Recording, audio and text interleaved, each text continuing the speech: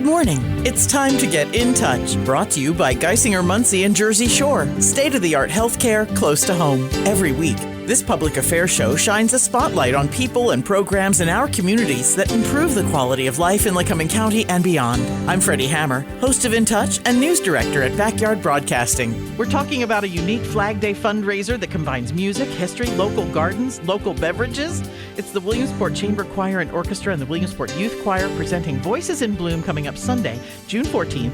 Guests will stroll through historic Vallamont gardens while enjoying live performances and refreshments from breweries and distilleries. Joining us are Megan Havrilla. She's the manager of the Williamsport Chamber Choir and Orchestra. Hi, Megan. Hey, Freddi. Thanks for having us on today. Sure thing. Along with event coordinators and president Jenny Broaddus. Yes. Nice to see you. I'm so glad to be here. And Laura Krieger. She's the vice president of the group. Hi. It's nice to see you again. I've seen you for other nonprofit events, so it's good to see your face again. It's nice to see you too. For listeners first hearing about Voices in Bloom, what is Voices in Bloom? What can they expect when they come to this event? Yes, so the Williamsport Chamber Choir and Orchestra has never done a fundraiser. So this is an inaugural year to do something fun. We really wanted to think about everything that Williamsport stands for. Sure. And that's America, music, arts, history. Of course, we're steeped in history. And just a little bit of fun, local businesses. So yeah, imagine going through a garden, sipping on a local favorite, hearing music, not just old music like you might be used to, but new music. Hearing our choir sing, sipping, having a small bite, and just seeing a little bit of history come to life right here in our community. What made you choose the Vallamont community? Well, I am one of the homes that will be featured. Okay. My house, the Broadhurst, will be featured. We love our house. It's an old Tudor, and we're surrounded by other really lovely homes. So I just recruited my neighbors to be involved in this. We spend a lot of time in our yard, and so it was a great way to just kind of showcase. And Vallamont really is kind of known in our community as a really lovely space, so it just made sense. Bringing back kind of the feelings of nostalgia in a way. Absolutely. You can expect to just imagine what it might be like in 1920 to have a party on a terrace or in a garden, and I think that people will feel that when they're there. I think for Flag Day, too, with the patriotic theme, I mean, how does that really come across in the program that you're going to be presenting? Yeah, I think it's a really cool tie-in. Everyone is going to enjoy, the historic homes as well as, the important birthday for America. Sure. And I think that it's going to be a beautiful tie-in with the patriotic music that they'll hear and enjoying that holiday at the same time. What kind of music are we going to be hearing from the students and the adults that are all part of this group? Yeah, so the adults will be singing some folk tunes such as Danny Boy. They'll be throwing it back to some Frank Sinatra, some choral Frank Sinatra, which is really fun. As well as, of course, your classic patriotic songs, the Battle Hill of the Republic, a really cool choral arrangement of that.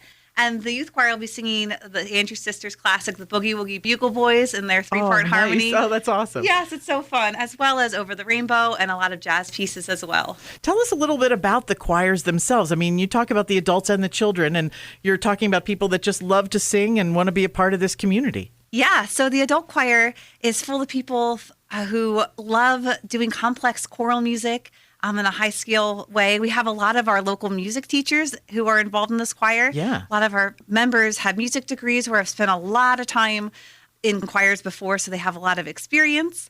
And our youth choir is our educational outreach. It's a great place for kids to get a little bit smaller instruction with one of our local music teachers who is the director there. And then they perform all over. Both actually the youth choir and our adult choir would do a lot of collaboration performances as well. So this being your sort of inaugural fundraiser, I mean, I'm thinking this is also an opportunity to let people know who you guys are and get people to want to be a part of it. Absolutely. Yeah, so the choir is kind of, we do concerts, of course, and people come to those, but we do have an audience that knows about us. But there is a greater part of Williamsport and surrounding area that don't know who we are. So yeah, this really is an opportunity for them to sample just everything that Williamsport has to offer and get to know us a little bit better. All of our choirs are audition-based, so you can expect to hear the best voices in Williamsport. And if you want to be involved in that, we have auditions every year. So our youth choir is 5th grade to 12th grade, and our adult choir is, of course, adults, 18 plus. And we have a variety of ages and experience there. So yeah, if you want to be a part of that, that's another way to get involved. And we want that to be known in our community. Hey, that you want to be involved in our choirs, and we want you involved with us. Tell me a little bit about the history of the choirs. Do you have some background of what brought it about, and when was that? We're finishing up our 26th season with the adults. So in 1999, David Lazier started the choir. They found that they needed some kind of group to do the more complex choral music, and they wanted a small scale of a choir. So we are under 40 at this point. We're, as a chamber choir, we're between 8 and 40. So since then, we've done a lot of different performances, and we've thrown in an orchestra at least once a season as well to join us and really add to our sound. Do you audition the orchestra too, or is that someone that you bring about to do? We bring in different local musicians for the concerts, so it's professionals in the area. Oh, that's really, and they can just handle a piece of music, hand it to them, and they'll play it perfectly. Yes, and our youth choir and our adult choir have also been asked many times to collab with the local symphony. So we have sung with the symphony. The youth choir sung this last season with the symphony, and our adult choir has sung as well, and collabing with other choral organizations like the Susquehanna Valley Chorale. They did a big collab this spring. So yeah, it's really cool. We're out and about. Would you say that it's sort of two different sides? It's like professionals in the community that want to sing, and then you have the kids coming on. It's helping them learn more, wouldn't you say? Absolutely. That's what we want to be doing. That is the way that we have it set up. So our adult choir, our musical director, Mr. Samuel Robinson, he describes the choir as a pre-professional choir. So these are people who don't get paid professionally in the community, but he says over half have music degrees, and they really are professionals. And yeah, we're hoping to build little professionals through our youth choir. They're not just getting music. They're learning about music theory. They're learning about performance and a little bit of everything. So yeah, we're hoping that standard is that they will keep music in their life forever. Are you a soprano, Jenny? I do sing, actually, but I don't sing in the choir. But music has always been a part of my life. I have 6 kids, and they all sing in some capacity, some with this choir and some with other organizations. So yeah, it's really close to my heart. How about you, Laura? Do you sing in the choir? No, just Taylor Swift in my car. You favor Taylor Swift. I do, but my son did sing in the choir, and I do have a heart for the organization. It's incredible. And the leaders of the choir are amazing as well. Awesome. How about you, Megan? Do you get involved in singing, or are you just managing? No, I actually get to sing as well. And I get to sing with my husband, too, which is a really fun thing we get to do. Wonderful. So I find it as a great experience it's kind of like professional development for me. I get to, brush up on my vocal skills, and then I get to take that to my private voice students as well. So I really appreciate the opportunity. Is that what you do as your normal job? One of my jobs, yes. And I also teach voice lessons. That's awesome. I just loved talking with you guys about this amazing event. It's coming up on June 14th. It's Voices in Bloom, and guests are going to stroll through historic Vallamont. Tell me what that'll actually look like. So a person's going to arrive, and they're going to park, and then they're going to get out of their car, and what do they do?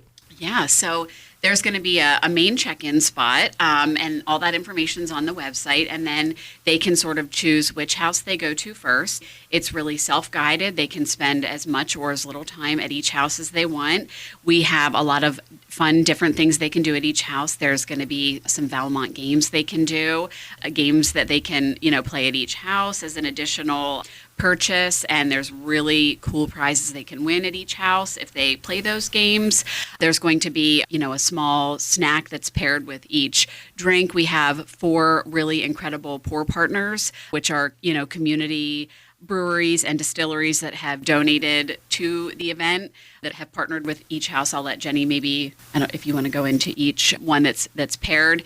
So you get a signature sip at each house and a snack at each house. You can tour the gardens, the grounds. I don't want to just say garden because it's not really limited. Each of these properties, they really are like, it's more of a, they have grounds. They're all really beautiful. There's terraces. They're just really stunning properties. So guests can sort of mingle around. They can take a look at the homes and the grounds outside and just really enjoy their drink and their snack and play the game, enjoy the weather with their friends that they hopefully have brought along to the event, and, talk to the homeowners and have a lovely afternoon. Think about what they want to plant in their garden, perhaps. Exactly.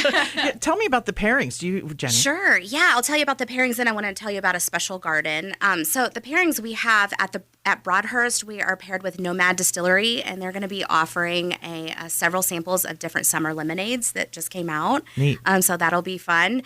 And then at the Rakish House, they're going to have beer from Therapy Brewing. I think they said they were maybe do something like 1920s Prohibition. Okay. Just to give a little nod to our history. Then the Ritter House will have New Trail Brewing. I'm not sure what they're bringing, but hey, we all know New Trail, and we know that we love them, so they will not disappoint. Creative. Absolutely. And then at the Milligan House, which is really a standout, he has a beautiful, expansive garden, and There's even one place to enter that's kind of secret, so you can kind of pop into his garden unnoticed. And so that's a cool addition. But they'll be paired with Sip and Savor, which is Neutral's partner. Okay. And she's bringing, I think, a rose petal lemonade. So yeah, I can feel what this event is going to feel like. It's an experience, not an event. Absolutely. Yeah. So you mentioned about the grounds and the gardens. Dr. Rakesh, who's a retired physician, he is a master gardener now. And so his house, you will find some native plants that you won't find in the other gardens. And he's been very specific about what he's been planting so that he's bringing insects and birds that will come back to our area based on what he's planting. So that's really special. It's a little nod to conservation. And so if anyone's interested in that, you're really going to find his garden special because he's doing some special things that other of us are not doing. I have been on the West Coast where there's wineries where this is the same kind of situation. You're walking through these gardens and all of a sudden you come along this gorgeous plant area where they're serving beverages and things. And this is how the feeling that I'm getting from this. I'm glad you're feeling that because that's what we want to provide. That is really something special that's not been done. Now, I have heard that pre-COVID, there was something kind of similar to this. It was a very small event, but they did a secret garden kind of idea. Okay. So I don't think Williamsport's really seen something quite this scale, and I really think it'll be special to anybody who shows up. I mean, I'm getting excited just walking the grounds and deciding where everything's going to be set up. Right. So I know it's going to be lovely. Now, deciding on this fundraiser, you say it's the first one you've ever done. What made you come around and think, okay, maybe we need to raise some funds now? Yeah, so, you hit on it earlier. We really wanted our name to get out to a variety of different people. And so we've thought about what kind of event brings in different types of people. Like, if you love America, this event is for you. If you love history and historical homes, this event is for you. If you love our poor partners in our town and you frequent their businesses, this event is for you. And if you love flowers and gardens, and this is for you. And most importantly, if you love music, this event is for you. So we really just thought, what can we do to combine all of those things that represent the culture of Williamsport? And this kind of came alive. What are the funds going to be used for when you finally get a chance to tally everything up and hopefully get a sold-out show? Yeah, I'll have Megan answer that. We have lots of ideas, but Yeah, we have a big sunrise mass by Yalo coming up in January. So we need a big orchestra. So I know we want to help fund that. We also just want to be able to purchase our music and give the kids some more opportunities as well as we're starting our Disney Darlings for the youth choir. Oh, that and sounds we're going to have fun. a big princess party. So that's going to be fun for especially our little friends out there. So those are some of the main ways I think we'll use our funds, as well as continued marketing to help promote the choir and let people know we're here and we want to share our music with them. Will the choir actually be coming will they show up in the one little garden and then be at another little garden? no, we've made it really special where our most of our adult choir will be at one home, stationed at one home. Most of our youth choir will be stationed at another. Okay. And then the other two locations will have musicians, maybe some strings, maybe some guitar, and then we will have some soloists and duets that will be at the other home. So you will not be at a house that's not going to have music. Now, they will be taking breaks here and there, but there will be music in the air at every location. I just love this idea, just sort of to showcase some of the amazing talent that we have around here. When you talk about soloists, are they soloists from the choir, or are there people that you would mention that we'd recognize? So there are soloists and duets from the choir, and then there are some of our just friends. There will be some strings that might be playing, a pianist. We have an accompanist that follows both of our choirs. She is amazing. Her name is Bethany Fisher, and everyone wants to use Bethany Fisher. So she is our pianist, and she accompanies all of our choirs. And so she will be playing some. My daughter, Jewel, she will be playing the guitar, Nice. and so performing some covers and some of her own music. And she's pretty special, not just because she's my daughter, but she's pretty special. So yeah. And then the other way we might use our money for the organization that we get from this event is we want to continue paying our musical director as well, and we want to continue offering opportunity to be in our choir, our adult choir, without charge. So there's no charge to be in our choir. It's just an audition and get in. And so we want to continue offering that and continue doing special music that Williamsport has never heard. And music is expensive. I honestly didn't know that until I started becoming involved in this organization, that purchasing music and getting to sing music is very expensive. Yeah, for the rights. Yeah, so we want to continue getting things that you haven't heard, and that costs money. So, yeah, we're excited about all the possibilities. Do you see any future growth? Or do you have any ideas for the future? I know that you say that you have other events. So what's the next event? Is it the one in January that you're talking about that you'd like to get the orchestra together for? That's the first event that the adult choir will be doing after we finish up for the season here, yes. Okay. And then the youth choir with their Disney Darlings, date to be coming soon. We were planning on having, like I said, more of a princess party afterwards, so involving more of the community that way as well. And our Williamsport Youth Choir musical director, Megan Cartwright. She does a lot with the kids, a lot with musical theory, teaching them about music, and we're really excited to see her upcoming season where she's going to involve the community even more. Well, how do we get tickets to get involved and help out with this beautiful Voices in Bloom with the Williamsport Chamber Choir and Orchestra and Williamsport Youth Choir? Yeah, we have all of that information. We have a super thorough Facebook page, and you can see all sorts of really good information on this event through the Williamsport Chamber Choir. And then you go to events, and you can see Voices in Bloom. Okay. And you can see all of the gardens. You can see the poor partners. You can see, who is paired with who. And you can see a link to our website, which takes you to Zephy, which provides you with all of the ticket purchasing right through our website. Okay. Yep. And then you do have to purchase ahead of time just for us, for planning purposes. You do have to purchase the tickets ahead. But I think the easiest way would be to start with the event Facebook page, and then you can go click on any of the posts in that discussion, and you can go, they all basically share the ticket So link. we'll search for Williamsport Chamber Choir Correct. on Facebook. Yep. And then the Voices in Bloom event. Okay. I've Yep. seen the flyer for that. So that's also posted right there. It's like we sort of have it everywhere. You can also head to our website, which is WCCO.WMSPT.org. And right on that landing page, you'll see everything about Voices in Bloom. You can click the link to buy our tickets right there as well to make it easy. Well, what do you hope now? What do they want the community to take away from this event? I know there's a lot of different things that they can enjoy, but I'm thinking, what is your main focus for getting people to come to your event, Voices in Bloom?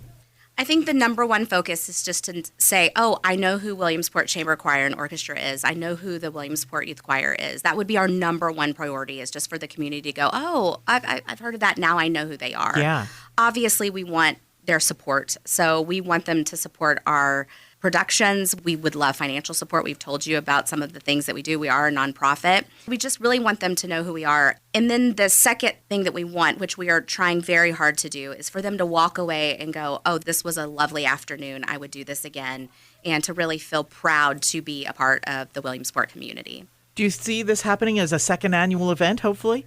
We would love that. Yeah, we have had so much fun planning this. Jenny and I do a lot of events together for different nonprofits, and we have so much fun planning stuff together, genuinely. And obviously, her house is one of the stops here. All the houses in this neighborhood we love, and we love the businesses that we've partnered with here. They're incredible for donating, and we just really love the idea of sharing this with the community and would love to see it come around for a second year. And when are your auditions, too? I mean, talking about getting involved with the choir itself, when can people audition? Is it something that's going to wait now for the summer and come around in the fall? Yes, I think after Voices in Bloom, we're going to be a little quiet for the summer as we gear up for our next season, but we will be posting stuff on our Facebook page when auditions are available. If you have any questions, you're always free to email us at WCCOWMSPT@gmail.com, and I can always let you know when we are doing auditions as well and keep you up to date. Well, I can't wait to see this event. It's going to be great with the kids and going to be the adults. Everybody just probably enjoying themselves as a performer, too. Yes, it's going to be great. I can't wait. I'm really excited about just watching the people show up in their dresses and just watching them be in awe of what they see. So, yeah, it's going to be fun. Would you suggest any kind of costuming? Yeah, I think this is a pretty low-key event, so I want people to come comfortable. I mean, there is a little bit of like terraces with steps, so I would avoid any high heels or anything like that. So, comfortable, but, I think if you want to dress the part, you could certainly, throw in a little Americana, throw in a little floral garden, or if you even wanted to dress themed to 1910 to 1930, you could do that. So, yeah, I think we'll see a little bit of everything, but everyone will be welcome and comfortable. Voices in Bloom supporting the Williamsport Chamber Choir and Orchestra and the Williamsport Youth Choir. We're here with Megan Varela. She's the manager of the Williamsport Chamber Choir and Orchestra. Thank you for being here today, along with President Jenny Broaddus and Laura Krieger, Vice President of the board. Thank you so much, ladies, for being here today and talking about Voices in Bloom. Thanks for having us.